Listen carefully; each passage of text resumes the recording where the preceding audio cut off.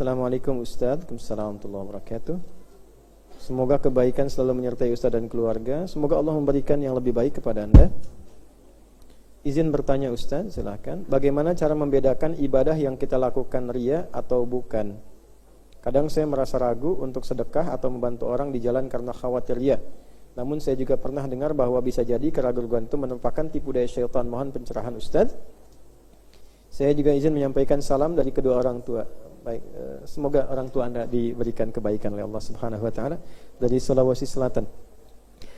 Gini, riya itu pekerjaan hati. Jelas ya? Seperti ikhlas pun amalan hati. Karena itu, mohon maaf, orang-orang yang ingin berbuat baik dengan contoh sedekah ini, bagaimana bisa membedakan antara riya dengan tahadus bin nikmah misalnya? Maka yang pertama dia lakukan adalah coba dengarkan bisikan hatinya. Kalau bisikan hatinya itu mengarah kepada pamer, ingin diketahui apa yang telah ia coba berikan, maka itu cenderung mendekat kepada apa? Riya. Ya, ingin dilihat orang supaya orang tahu dengan motivasi bahwa dia telah memberi sesuatu. Ya. Bedanya apa dengan ikhlas? Dia tampakkan, ayatnya ada wa amma bi ni'mati rabbika fahaddits. Ada nikmat-nikmat yang kau silahkan bincangkan untuk motivasi orang. Ya, ada juga alaniyah.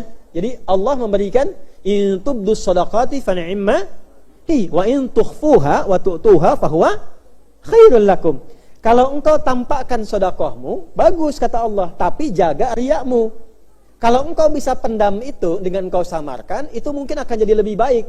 Maksud ayat ini salah satunya adalah kalau dengan Anda beramal terbuka terang-terangan khawatir dengan riya, maka sembunyikanlah, itu lebih baik. Jelas? Ya, salah satu pemaknaannya. Tapi kalau Anda bisa menjaga dari riya dan berpotensi memotivasi orang lain, silahkan.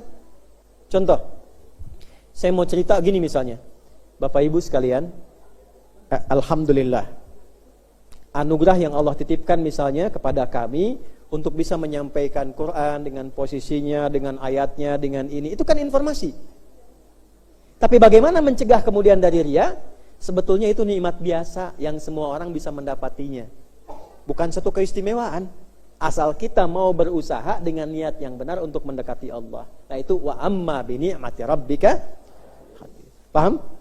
Nah, jadi kalau misalnya Anda ingin berikan titipan ke masjid, ya, Pak, mau diumumkan bisa tidak? Boleh saja, tapi dekatkannya dengan Allah, nggak perlu nyebut nama saya.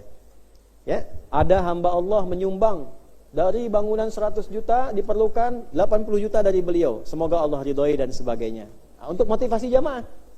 Jelas sampai sini? Nah, tapi kalau misalnya Pak, tolong disebutkan, tapi mohon izin Pak ya, kalau bisa tuh sebelum Jumat disampaikan detailnya. Saya dokter sekian, rumah sekian, ya silahkan Pak. Nah itu dekat kepada apa yang disampaikan. Jadi gitu ya. Kalau ada kira-kira ada motivasi gangguannya, segera beralih kepada mode silent. Itu lebih baik buat kita, ya. Jadi samarkan, ya, samarkan namanya, kemudian diarahkan kepada kepentingan untuk mencari ridha Allah. Yang terakhir resiko timbang. Kalau masih mau dipaksakan, nanti nggak ada nilainya. Dan disamakan dengan orang perbuatan yang belum berakidah, seakan-akan nggak kenal tuntunan dalam Islam. Hilang amalnya, tidak berbekas, dan kata Allah nggak akan beri petunjuk pada sifat yang seperti ini. Sama aja orang belum kenal Islam. Itu ada di Quran surah kedua ayat 264. Ya ayyuhalladzina amanu la tubtilu sadaqatikum bil manni wal adza kalladzi yunfiqu malahu ria'an nas. Famathaluhu kamathali safwanin 'alaihi turabun fa asabahu wabilun fatarakahu salda la yaqdiruna 'ala syai'in mimma kasabu wallahu la yahdil qaumal kafirin. Disamakan dengan orang yang belum kenal Islam. Orang yang sengaja beramal dengan riya seperti orang nyimpan tanah di batu licin, kemudian keluarlah air bah yang sangat besar, hilanglah kemudian tanah itu tersapu dan tidak ada bekas apapun kecuali terkena air bahnya itu. Dia nggak dapat apapun, kena banjir, hilang. Nah, maka ditanya balik, kamu kok kayak belum ngerti agama aja? Kan aku sudah ajarkan, jangan pamer. Kalau pamer hasilnya seperti ini. Itu kurang lebih gitu ya.